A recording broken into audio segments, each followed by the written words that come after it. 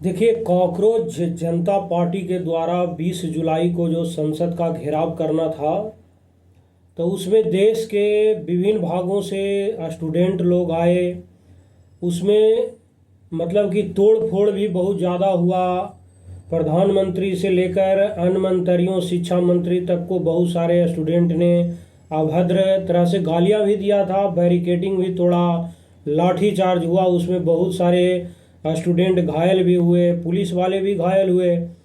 और बहुत सारे स्टूडेंट पर मतलब कि मुकदमा भी, एफआईआर दर्ज भी हुआ है।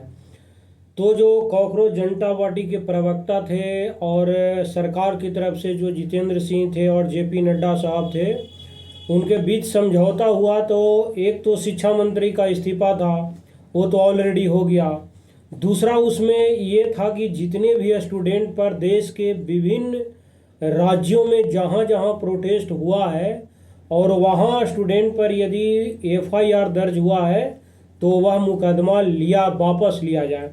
इस पर भी सरकार के द्वारा जो रिप्रेजेंटेटिव आए, दोनों मंत्री, उन्होंने इस बात को लिखित में जवाब दिए। तीसरा ये भी बात था, जो जितने भी नीट के स्टूडेंट ने जो सुसाइड किया था उनको मुआवजा दिया जाए 1 करोड़ रुपया, तो वो भी शायद सरकार ने मान ली है। अब क्या हो रहा है, जब सुप्रीम कोर्ट में सुनवाई हुआ तो उसमें सुप्रीम कोर्ट ने भी सरकार का ही पक्ष लिया।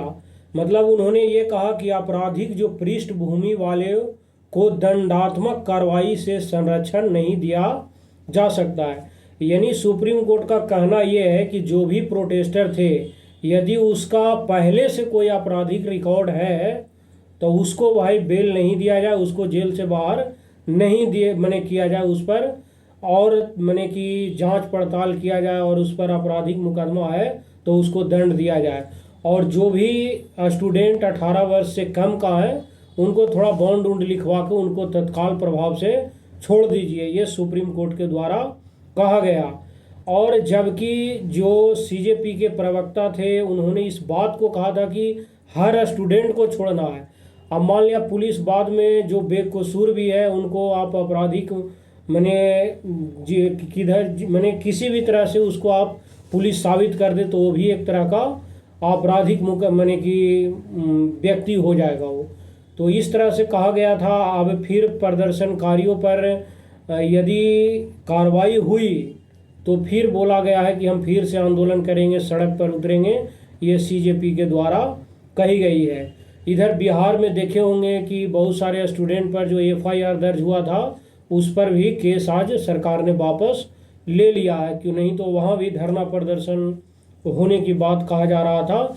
अगली जो सुनवाई है सुप्रीम कोर्ट में इसी को लेकर 3 अगस्त को है। ये सब आज न्यूज़पेपर में आया था, वो मैं आपको बता दिया। ये पूरा मैं डिटेल में पढ़ा हर जगह। चूँकि संसद मार्च में बेकाबू हो गई थी भीड़, बैरिकेडिंग टूटा, फिर भी सीजेपी नेता कोई बोल नहीं पाए थे, मुखदर्शक बने रहे थे, ये सब चीज़ कही जा रही है। अब देखिए, स्टूडेंट प्रोटेस्ट करे, कोई भी सरकार के विरुद्ध प्रोटेस्ट करे तो गाली गलौज न करना चाहिए। आदमी को कितनों कुछ समझाइएगा लेकिन उसमें 2-4-10 वो मतलब उदंड आदमी पहुंच ही जाता है भीड़ में। उसको सोचता है कि लपड़ थप्पड़ किसी पर कर दो, भीड़ में हमको क्या करेगा। तब स्टूडेंट का प्रोटेस्ट था, उसमें कुछ लोग आकर इधर उधर से मौका का फ़ायदा तो ज़रूर उठाया है। खैर, सुप्रीम कोर्ट का मेरे खिलाफ से यदि रियल में वो स्टूडेंट है, पहले से उस पर किसी भी तरह का मान लिया केस दर्ज नहीं है, या केस दर्ज भी है तो नॉर्मल है मने घर विवाद आस पड़ोस के मामले में, तो इसको भी लेकर ऐसा ना हो कि पुलिस उसको आपराधिक रिकॉर्ड में शामिल कर ले। तो अब क्या होगा वो 3 अगस्त को फिर पता लगेगा। नहीं तो फिर हो सकता है यदि एफआईआर दर्ज नहीं वापस लिया जाए तो प्रोटेस्ट फिर ऐसा ना हो कि स्टूडेंट लोग कर दे। सुप्रीम कोर्ट का निर्देश सरकार के आश्वासन के खिलाफ है, ये भी कहा जा रहा है सीजेपी के द्वारा। आरोप इतने गंभीर कि निष्पक्ष व स्वतंत्र जांच आवश्यक हो, ये सुप्रीम कोर्ट के द्वारा कहा गया है। सीसीटीवी फुटेज और सभी डाटा सामग्री सुरक्षित रखने का भी निर्देश दिया गया है। ये सभी चीज़ मतलब आज न्यूज़पेपर में आया जो मैं आपको बताया। इधर तो संसद भवन में देखे होंगे कि परीक्षा को लेकर बिल पास हो रहा है, पेश किया गया आज जितेंद्र सिंह के द्वारा।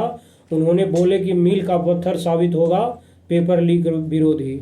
अब देखिए क्या होता है आगे, इस पर अपडेट 3 अगस्त को पता लगेगा। बिहार में तो हालांकि जितने भी थे उस सबको छोड़ दिया गया है, मतलब कि केस वापस ले लिया गया है। बाकी जो भी होगा फिर हम लोग देखते हैं 3 अगस्त को क्या होते हैं इसके बारे में। नेता प्रतिपक्ष जो बिहार के सिवान में देखे होंगे AK-47 से गोली चला था, उससे राहुल गांधी जी आज बात भी किए। अब सोचिए, जब से हमें लगा देश आज़ाद हुआ है कभी ऐसा मामला हुआ ही नहीं होगा कि कोई AK-47 पुलिस के द्वारा चला दिया गया हो, खासकर स्टूडेंट का प्रोटेस्ट पर। अब इस तरह का माहौल भी पुलिस के द्वारा करना सही नहीं है। बाकी जो भी देखिए क्या होता है 3 अगस्त को पता लगेगा।